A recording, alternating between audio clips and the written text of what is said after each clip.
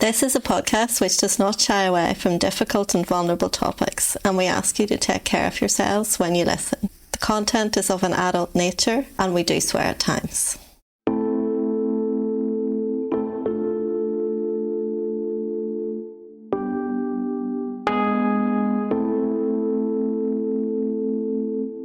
Welcome to the Autistic Licence podcast. I'm Leo in London. I'm Siana, and I'm in Carrickfergus in Northern Ireland. We invite you to listen in on our conversations as we experiment with unmasking in an autistic space. We talk about what it means to discover we're autistic as adults, especially with established careers as therapists. We want people to know that autistic therapists exist and to broaden the conversation about neurodiversity. You're so welcome to join us, whoever you are and wherever in the world you are. We hope you'll find something of interest and connection here.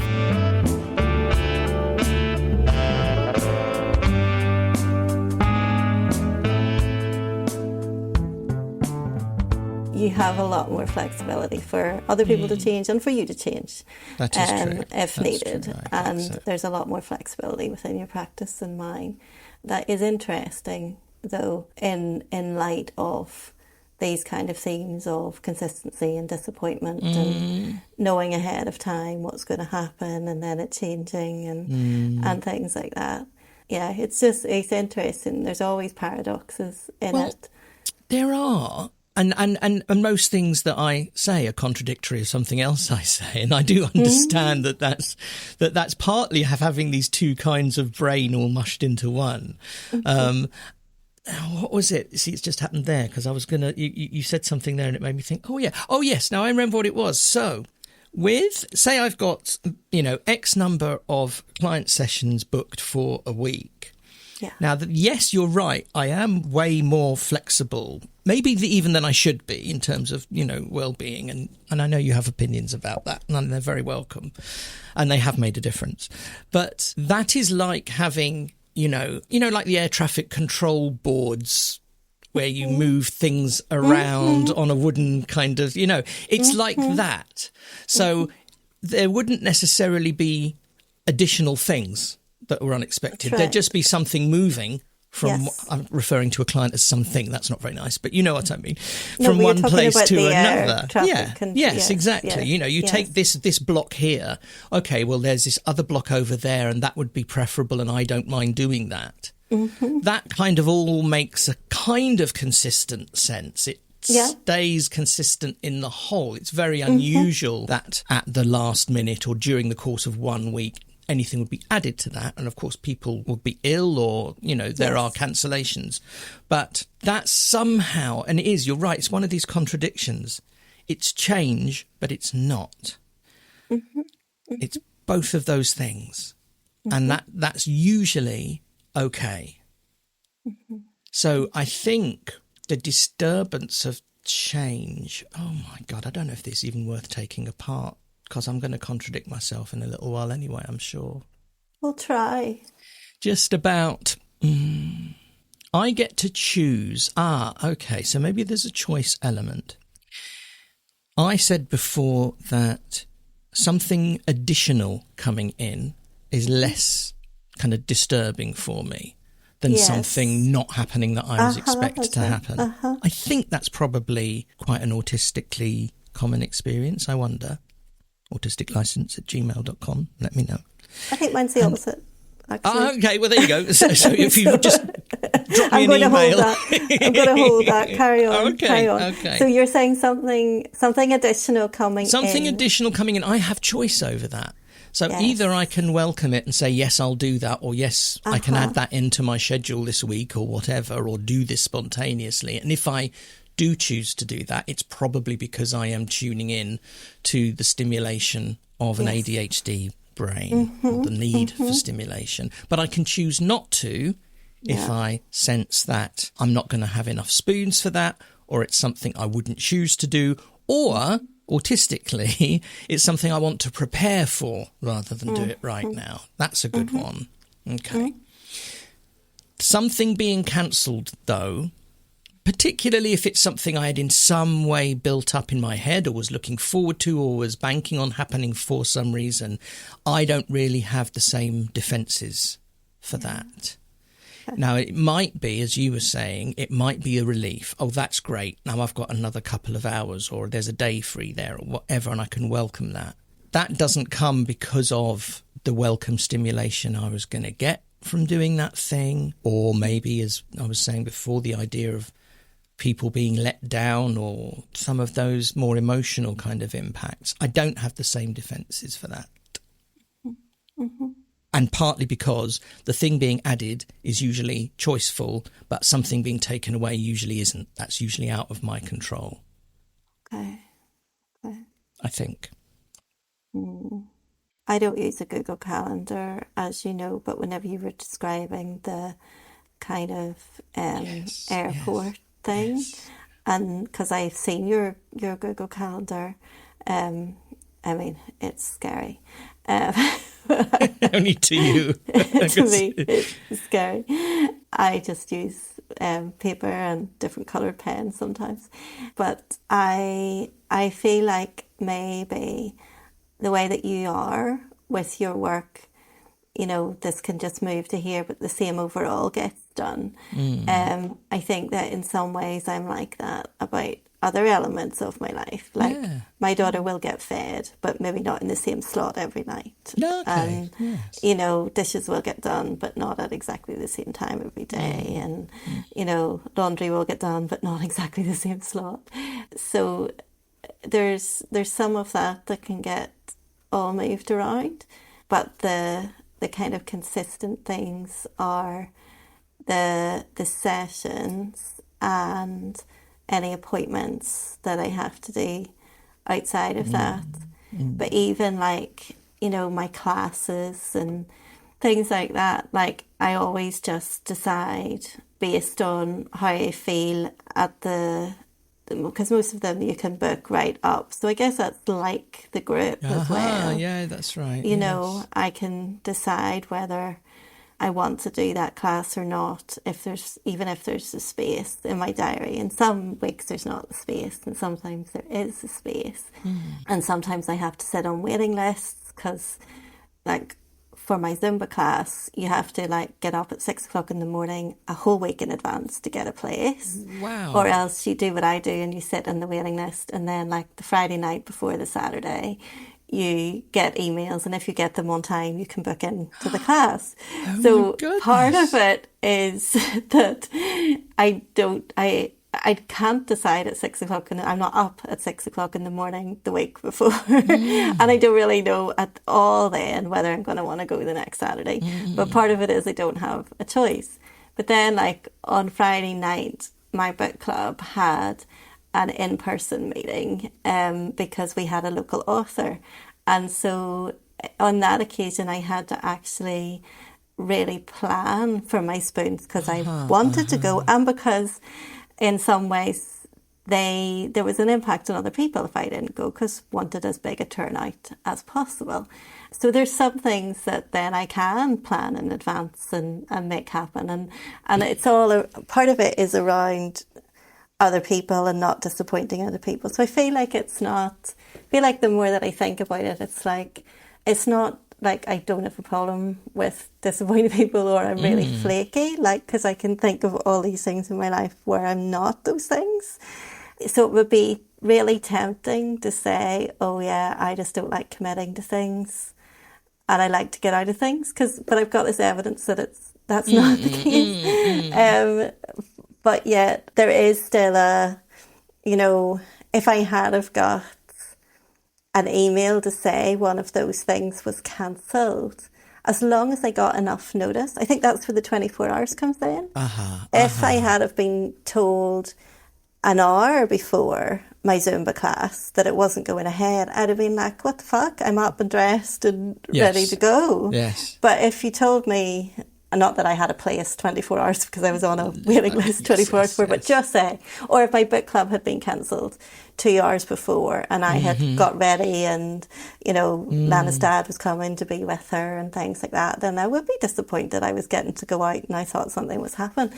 But if they had have said on Thursday night, this is not happening on Friday night, then that's okay. I would have been like, okay, I've got a free night, and I don't think I'd have been disappointed, especially because well, it might not have been rescheduled, so it's not always to do that. And with my Zumba class, it's going to be on the next week, of course, but it's not going to be rescheduled. That actual class is just going to be off. Mm-hmm. So I think what I think I'm talking myself into is recognising that there's always give and take in terms of other people's needs and mine, ours, need. Like there's always give and take over that, and that for some things you give notice and need to give notice, and for some things you don't. And I guess maybe I'm saying that for something like this, as in our group, I don't think it's possible to leave ticket sales open until 2 hours before, for example. I think that there has to be a balance around that for everybody's needs. Otherwise, it's too discombobulating for too many people. Including me. Yeah. Yes. Yeah, and that's okay to say. Like, you can say you want to accommodate. Yes. But actually, there's limits to that. And we come up against those limits. Everybody does in life. You know. Well, I mean, you've just come up with something, again, massively just commonsensical and obvious, but also we didn't think of it, which is that we then also tell people in the publicity when ticket sales close. Mm-hmm. This is the window for booking into the group. Ticket sales will start at this time. They will close at this time. And we make that, 48, 72 hours in advance. And we can even put a little explanation that you just gave as to what we're balancing there. You know, we're balancing people's understandable reticence about committing to something at, a particular part in advance, like you do with some of your classes, that you can't do that a week in advance, but we need to accommodate that while still also accommodating the needs of the group as a whole, who need to be confident that it's going to go ahead. Yes. Okay. That's yes, really and useful. For going forward into it, that a group member, for any kind of a therapeutic, consistent group to go ahead, people need to show up. It's the same as therapy, that something needs to be established around that for the group to be safe. Mm-hmm. Yes. And I know that this was different in the sense that it was a one-off, and maybe all those people wouldn't have stayed together. Probably all those people wouldn't have stayed together into future iterations of a group or groups. But safe group process usually involves a consistent group of people prioritising it in the same way as therapy is prioritised, for people. And that's part of the investment, and if the energy isn't there for that, then it's probably not the right time to do it.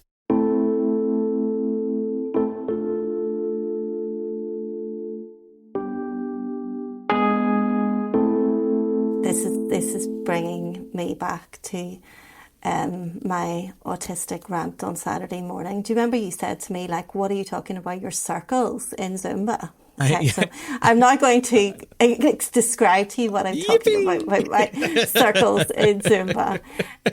So there are Can I just contextualise what you said, though, because that doesn't...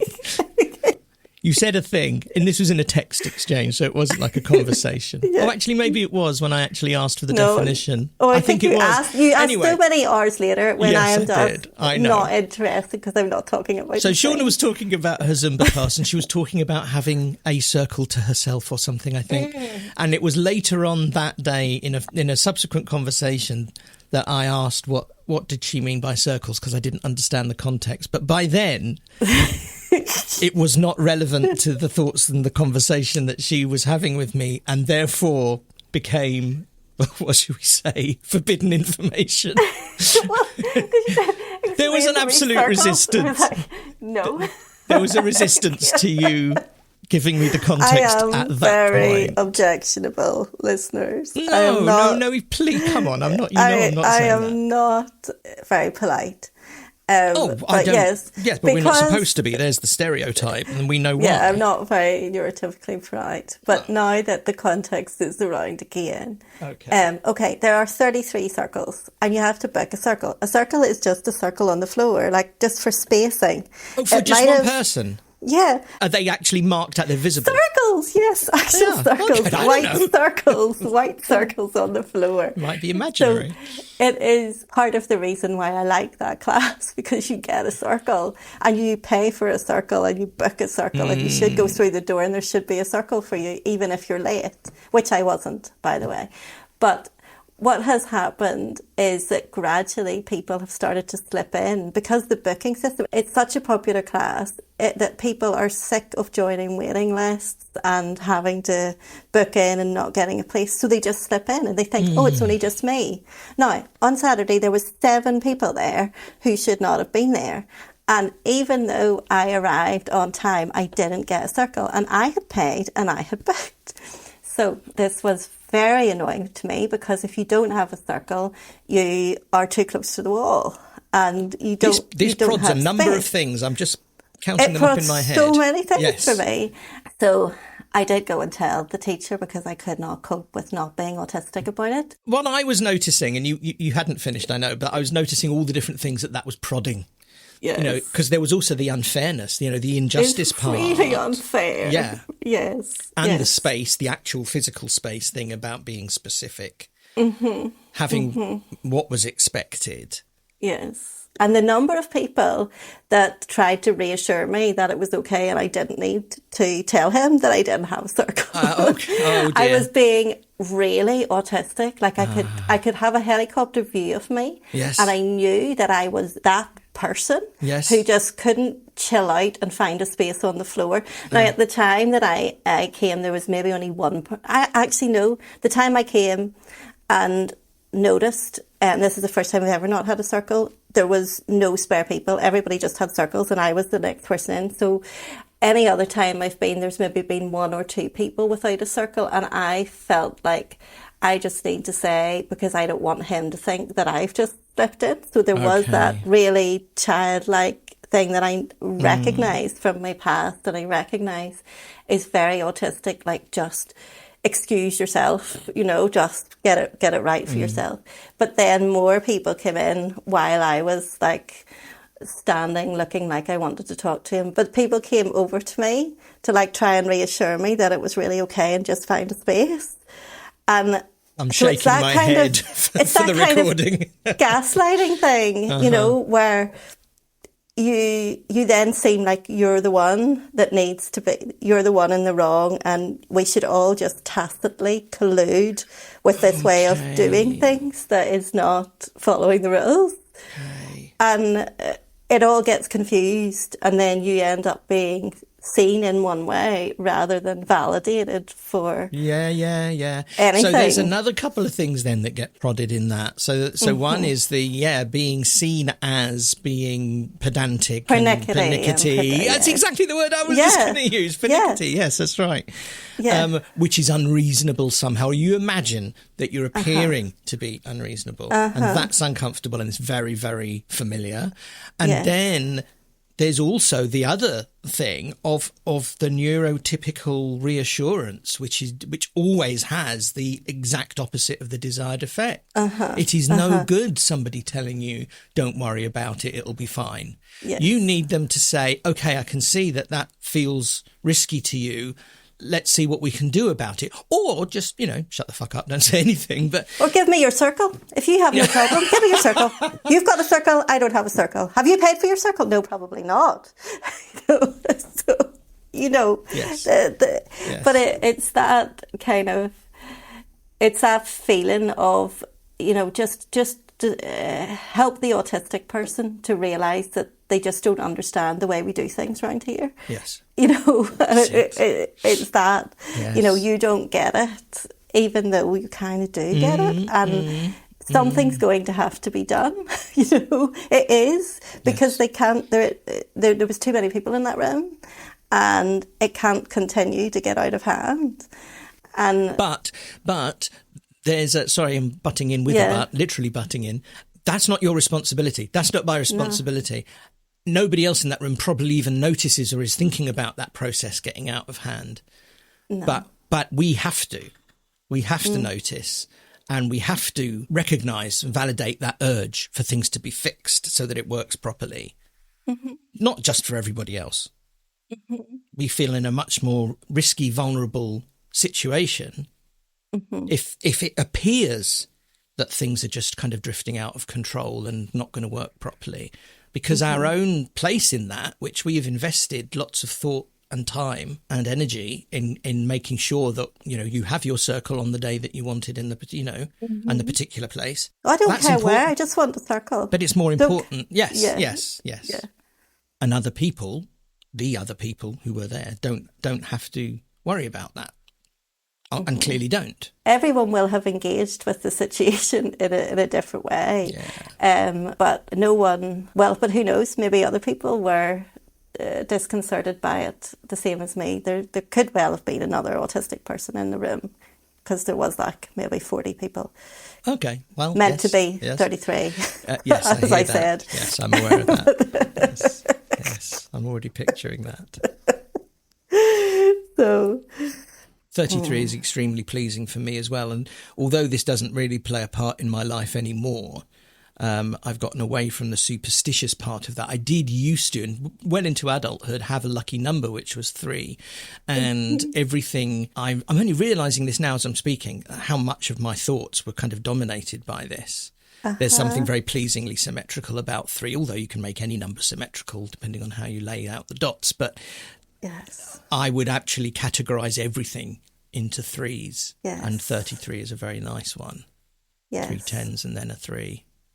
It's not like that though, because some rows have 6, some rows have 7, some rows have 5. Okay, now I feel sick.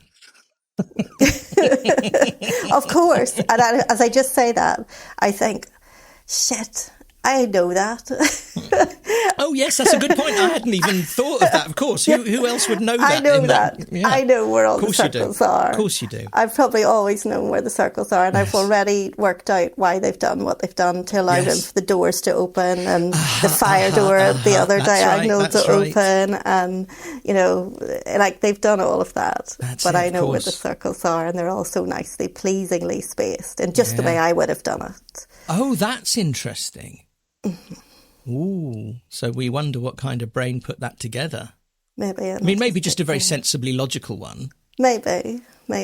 Or... But also it would have been a health and safety measured out thing. For the doors and for the fire escapes, all absolutely. of that as well. Yeah. But if it did come in during the pandemic, I don't know if it was there before, but if it did, it's another example of one of those things that actually I'm really grateful that stayed, you know, because it makes it much, like I've been to other Zumba classes where they don't have circles, and like it's much more chaotic. Like people don't stay in their rows, and they hit you, and you know they get in your space. Yeah. You know that never happens in this class. That's nice. Yeah. I'm just wondering if there's something else to go off on there, just simply because it just occurred to me. But, I mean, this is huge probably. But, you know, the idea of, you know, superstition versus ritual and, you know, those kinds of things. And that's obviously triggered by me thinking about, oh, yes, I used to really have a very set lucky number and I used to map everything into that all the time. Otherwise, you know, things didn't feel right. That also kind of leads into OCD, which is definitely where that both came from and led to with me. Okay. I did not know this. Which bit? All of that. Well, I don't know where to start, really. But before I do, I was just wondering if that is something that you have any kind of experience or history of. No. Of anything at all? Just of anything having to be in a certain way that wasn't just practical? No, I really don't. You're really solid about that as well. Yeah, I don't think so. That's why I'm so interested in you talking about it. I mean, I guess there were things, maybe I'm trying to crowbar one thing into another now.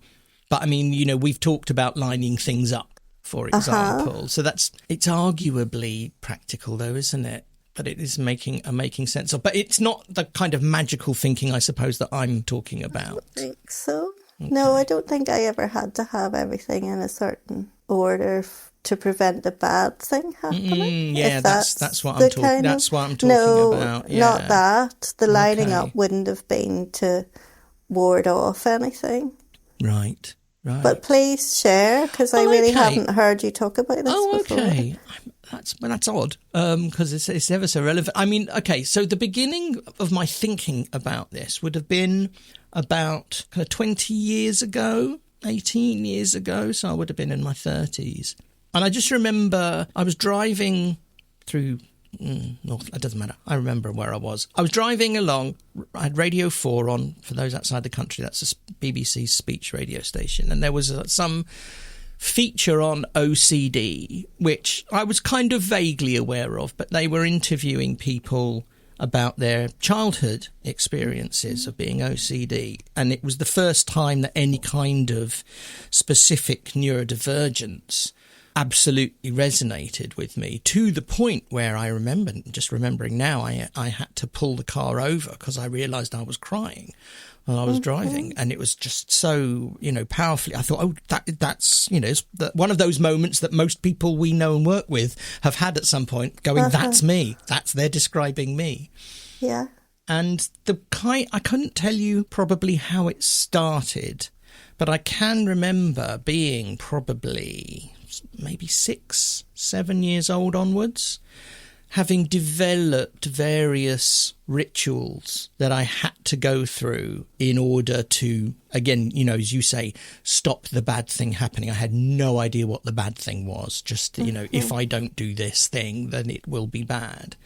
And they built up really over years. I think this is not an uncommon experience for people with OCD, until it was ruling my life, in that there was very little waking moment that didn't involve a particular thing I had to do in order to progress to the next thing. Oh, wow. So just as an example, in the living room, there was a sofa and it had a bunch of cushions on it, and they all had hand crocheted covers. I think my mum made, actually, but they were all different.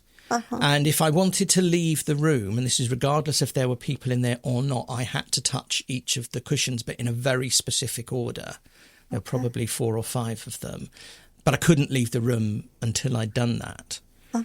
And there was something else that developed over time. So say at school, if I wanted to go from the ground floor to the first floor, there might be 3 flights of stairs. Yeah. So by the time you got to the top, you turned 360 degrees. Yeah, you've gone left, left, left. So you were facing the same way at the top. But I had to unwind myself. So I had to turn on the spot 360 degrees. It was as if, and this is only an illustration, I didn't actually imagine this, but imagine if you had a cord tied round you, around your waist, and as you kind of turned up the stairs, you were winding the cord around you and it had to be unwound. Now, I'm not saying that I believed there was a cord wrapped around me. I'm just using that as an illustration of what I had going in my brain. So I always had, there is a kind of a benefit to that, which is that I've got a very good sense of direction. And I think probably, and I've never thought of this before, it probably came from that, because I was constantly tracking all the time, not only which way I was facing, but how many times I'd rotated to get to that point. So even on a walk to school, it was nearly a mile to walk from my house to school. Obviously, after a certain number of turnings, if there'd been too many turnings in the same direction, I'd have to spin around to get out of that. But the other thing was, I was very aware that, and that's 2 examples that always kind of come to mind as very obvious. There were probably hundreds, because, as I say, pretty much everything I did have an... So here's another one that, again, is just going to sound so crazy. Well, if I'm writing not now, at school, if I'm writing in an exercise book, and this probably came out of something that a teacher once said about the use of commas. It was a very useful thing, actually. People usually, this is a sidebar, people usually use too many commas when they're writing, when you're learning, And what they said was, if you were reading out loud, you put a comma in if you need to breathe. And I thought, that's actually very useful. But what that set off in my head was that the sentence I was writing was somehow alive. And if I didn't put punctuation in, it had to hold its breath, and I would end up holding my breath until I'd put a comma in. But as soon as I started writing again, until there was a comma or a full stop, ideally a full stop, there was a sense of not being able to breathe. Just loads and loads of these things. But what I was coming back to was I knew that they were weird. I knew that they were odd. And I knew that if people noticed, that I'd be judged for it and they'd think I was mad. And so, as far as I know, all these things were invisible. I had also, so on top of the actual rituals and acts that I had to do, I also had to do them in this very conscious way that looked invisible. I don't know how I did that, but the people that I did subsequently tell about that didn't notice any of those things, people who knew me then. Wow, was amazing invisible. that like nobody would have seen, like your parents wouldn't have seen, or nobody at the top of the stairs would have seen. But I would have made it invisible somehow, or made some reason to turn around and turn back. You know, I don't know exactly what that would have looked like. Or, you know, people were noticing and it was just odd and it was okay. Or people were just noticing and it was odd and they felt awkward about it, so they didn't say anything. I don't know. I can't imagine that there was... I mean, it was so much stuff. It really was everything. But the thing was, I knew... So what it came to probably about... I always say about the age 10, 11, which would have been where you're supposed to be a little bit more grown up. It's when you start secondary school, and that I realised this was now a problem that was going to be difficult for me because people would start judging me out loud or noticing, but also that it was just getting in the way of me living my life. I didn't know that there was something called OCD or that this is what I had or was doing. I just knew that I was having to do things that were odd, that other people are bound to notice, and I wanted them to stop.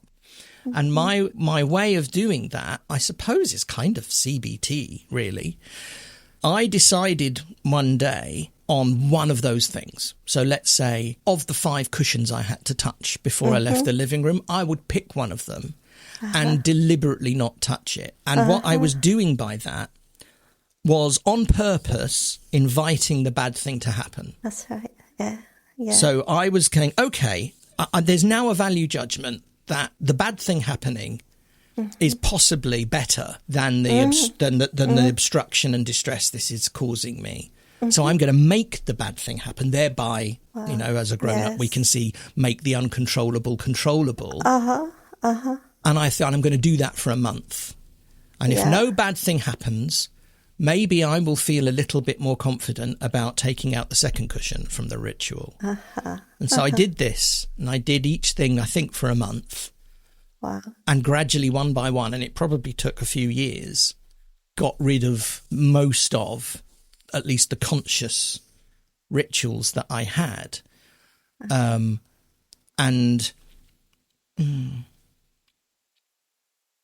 amazing that you did that yourself.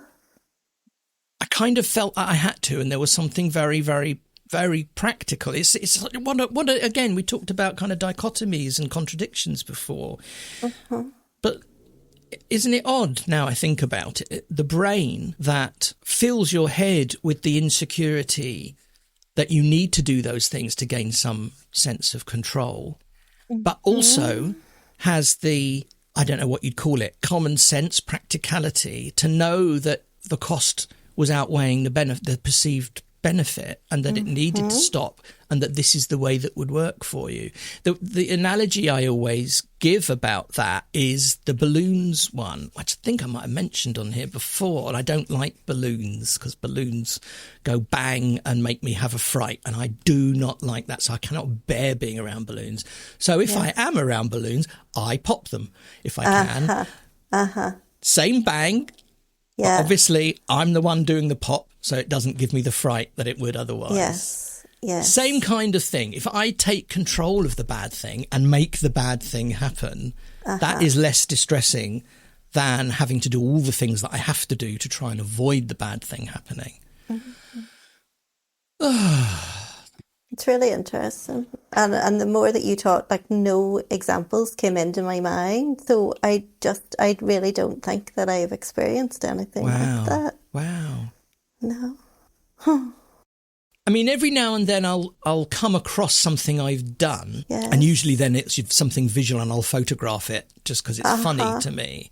Yeah. You know, like I remember, maybe these are photos that I will dig out and put on the episode page on the website just to show you. But yeah, I remember being round at a friend's house like for the weekend some years ago, many years ago, but as a grown up. And one of the things that I went into their kitchen to do was to make some drinks and to slice some lemon to put in the drinks. I know this story. I may have showed you the picture because it must have come up in conversation then. Maybe, or it might be on a podcast as well. It might be in the one that we talked about lining up, because I remember talking about lining up. That's what I catch myself doing, sorting and lining up. So it's not really, isn't a superstitious, that's a different thing, it is, because I do that. But it's exactly, that's why I'm trying to draw the line. I think these are remnants of OCD, because I obviously do have a need to do it, but it doesn't feel, and I don't notice I'm doing it until I look down and go, oh, look at that beautiful pattern of perfectly arranged lemon slices in ascending order. Or I sort all the Skittles out in the bowl of sweets that I've got into the colours. I mean, I know these are very common ones.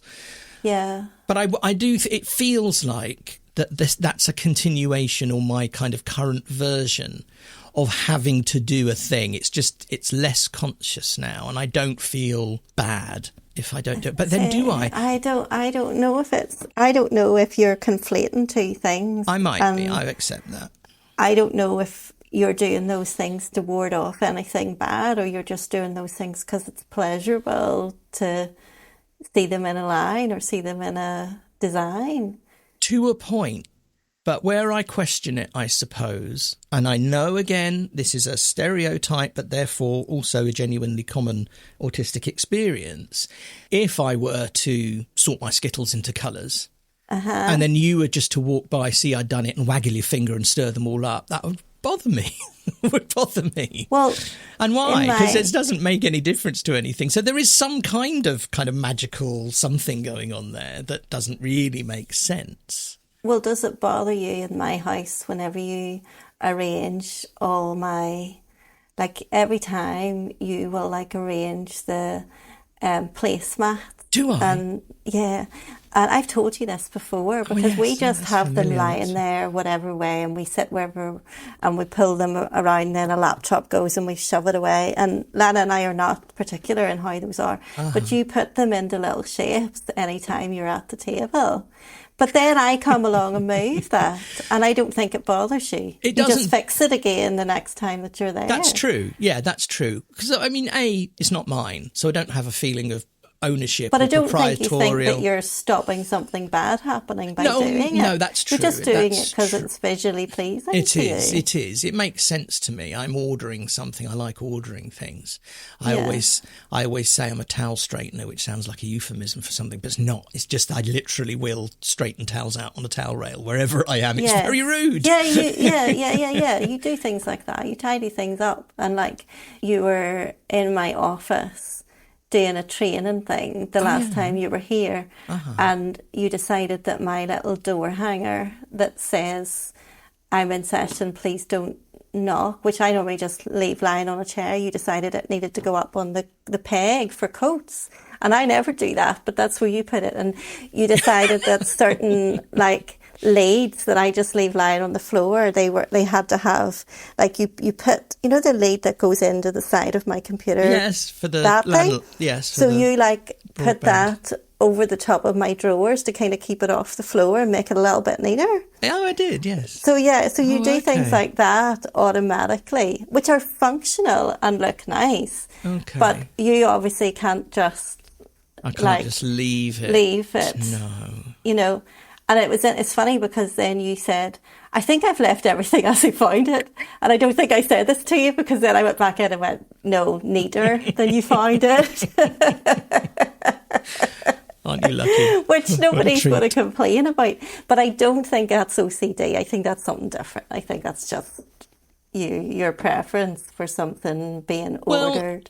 all I meant was I don't think it is OCD, but I do think it's remnants. I do think there's a line between having had to have done those things and now having that preference. Why do I have that preference? Well, for some of them, and many of the ones you just described are practical.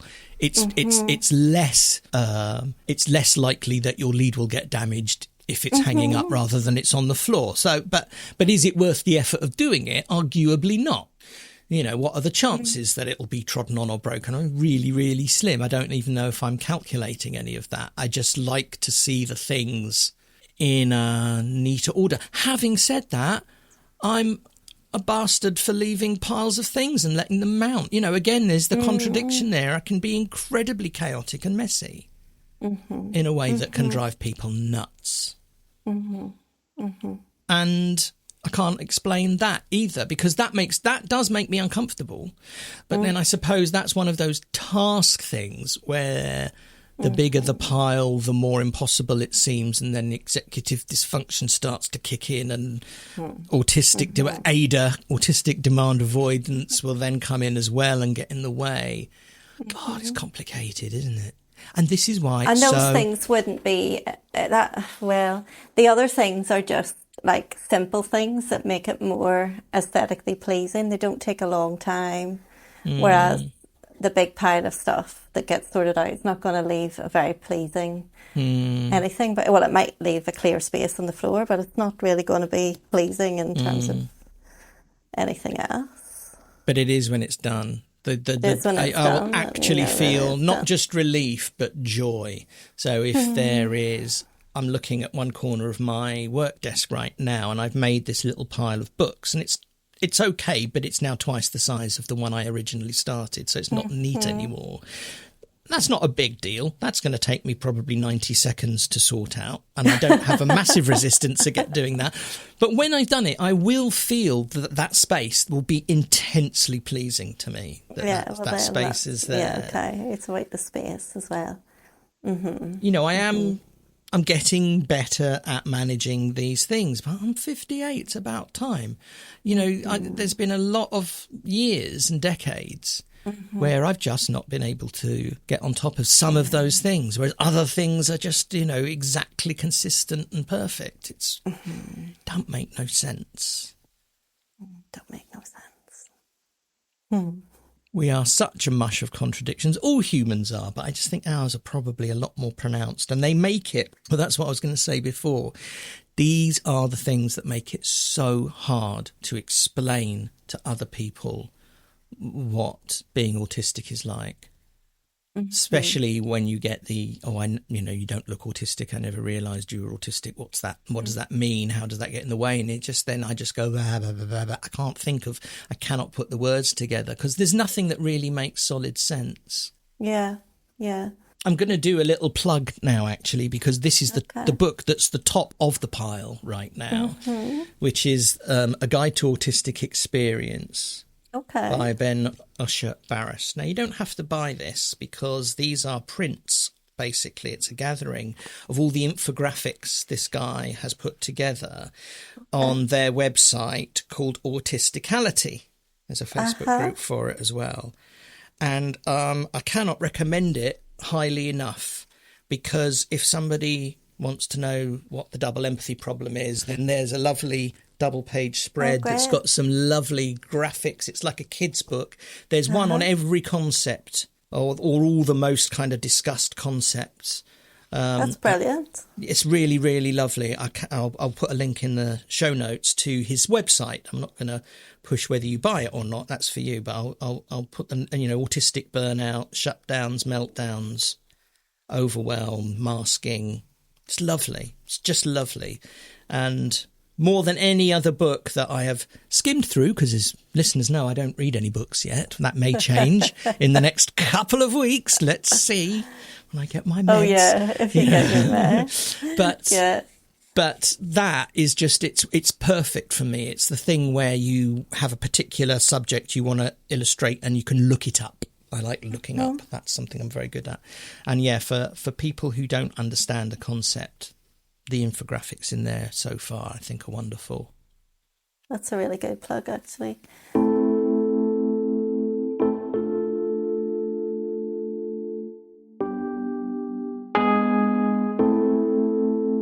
Were you going to give another example? For you? Yeah.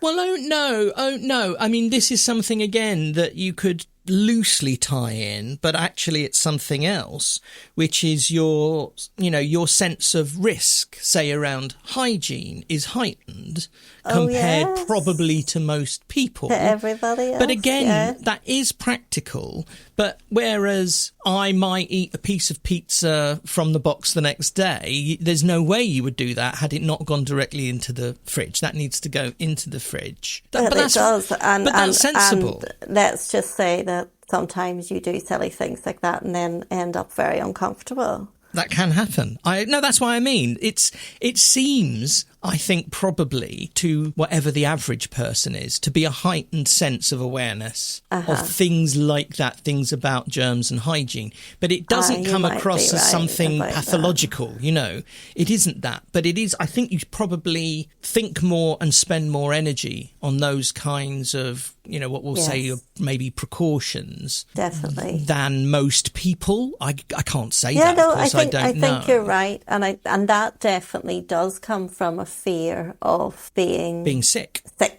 Yes. Yeah. Yes. That if that I would not want to become unwell, and so I'll take whatever steps. Yeah. To do that. And so that's another leftover from the pandemic, is obviously the sanitising when I get into the car. Yeah. And I do have a problem when you don't do it. So that is something that I very good now, I think you'll find. Yeah, I know that. But that is something that I guess for some people they would be like, that's not really appropriate. If he doesn't want to sanitise, he doesn't have to sanitise. But and I probably did say, I'm sorry, but I would really like this. I don't know how I said it the first time, but obviously a lot of people would think that that's inappropriate, that that's your choice, whether you're going to do that or not. But I would be the same. But I mean, me, Lana and Ricky, we all do it. So I don't need to remind anybody, but probably I initiated that at some point. So it's something that is a norm for us, but it's one of those things that once I really thought about it and realised that it felt like a sensible thing to be doing. That's right. Which did come from the pandemic. It wasn't there before that. But once I realised that, then I was going to keep that and going to ask for that. Because it would affect me, like, if you didn't wash your hands and we were sharing pizza, I'd be like, have you touched that bit that I'm going to eat? Yes. So they're probably, I think you're right. But I don't think, that it enters the realm of OCD. I don't think someone would treat me for OCD because it's not so intrusive into my life That's right. And nor could you label it in any way kind of unreasonable from a practical point of view. Yeah. And yes, and it's actually a thing that actually does stop the bad thing happening. I suppose it'd be different if I thought I could stop myself getting sick by doing a cartwheel every time I left the house. Yes. Like, or unwinding yourself at the top of the stairs. But I can see how that unwinding thing had a purpose in that it helped you with your direction, because I've got no sense of direction whatsoever. And when I go up a staircase, I would never know what way I'm facing. Sure, except though, I didn't do that in order to develop a good sense of direction. That's just a happy side effect, probably. Or it was inbuilt already, and that was one of the side effects of having a good sense of direction, was that I noticed those turns. I really, I don't really know. I've got no way of measuring that. But in an adaptive, evolving human being, we always work with what we've got. Yes. Who make the best of it, really. Yeah. So it felt to you like it was warding off bad things, and that seemed a good enough reason. But then it also felt like it was honing. You could check that you really were facing the right way. Yeah, well, actually, I never felt the need to check. I was very confident that I was right. Yes, but you could have. Yes, maybe. Because that process was actually happening. And arguably, I know that it wouldn't be helpful for everybody to turn once they get to the top of the stairs, but I can see that it was an orientation thing that maybe for little you did actually need. Like a child who has to jump over a threshold, or, you know, something that they need to ritualise that can look like an unhelpful ritual or an annoyance, you know, but actually it's a way of transitioning from one place to another, which is quite ingenious. But sometimes parents can think, oh, please, do we really have to swing you over that threshold or let you jump over that threshold? Or, you know, do you really have to not stand on the cracks in the pavement? But actually it's doing something. I know it can be causing distress in your mind. I'm not saying it's not. And there's sometimes, if we really stop to think about it, a real purpose in it and a balance in it. And I do tie it also to the symmetry thing for me as well. You know, the idea of having twisted too many ways in one way and not enough in the other is the same urge as I have to lay things out symmetrically, and my pleasure in symmetry. I remember on a trip to Cambridge a few years ago with a few friends, we ended up on the Sunday taking a punt along the River Cam, where somebody is, you know, stood doing a punt, a student, and they're giving you a little guided tour. And I remember them pointing out the various colleges of Cambridge University, and there was one that was right in the distance, and it was a very beautiful Georgian, maybe, building. I'm not really good enough to know that. And they said, and what you'll notice about, and it really was in the distance as well, it was huge but far away. And they said, and what you might notice about the architecture of this particular building is it's exactly symmetrical. And I jumped almost out of my skin and shouted, no, it's not, because on the top of the, is it portico? I can't remember. Anyway, on the top of the central bit of the building was a statue of an eagle, and it was facing, it had its head turned in one direction particularly. It was so minuscule and so far in the distance, but that somebody had dared to suggest that that was symmetrical. Yeah. And I kind of, you know, did the thing of clasping the hand over my mouth because I realised I'd shouted. Yes.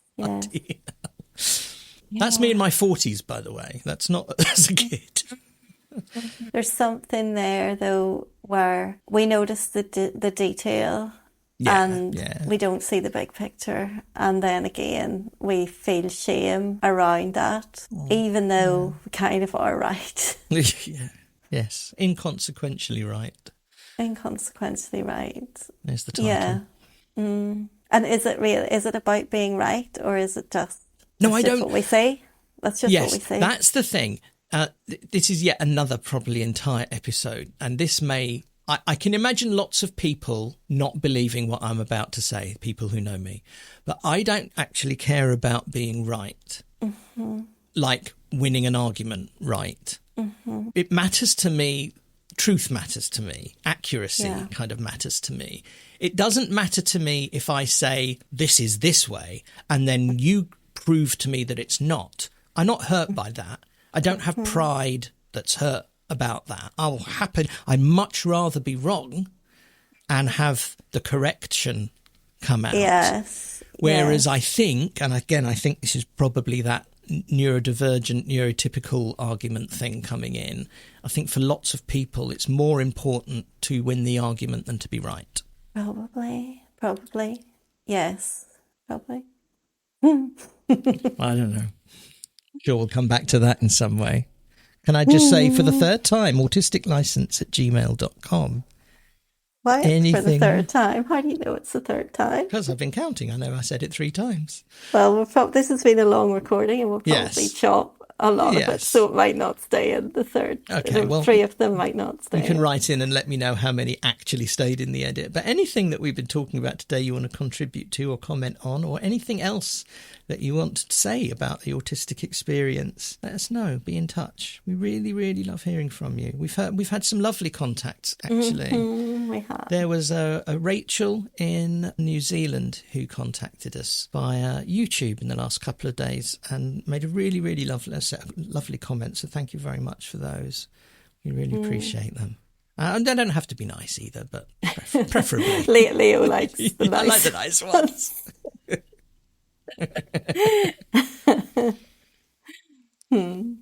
Thank you for being with us, lovely listeners. Lovely listeners, thank you for being with us. We'll see you again. No, we won't. We'll talk to you. We'll talk I think to you you did again. that on purpose. I didn't.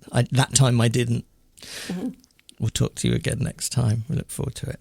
Bye now. Bye-bye. Bye.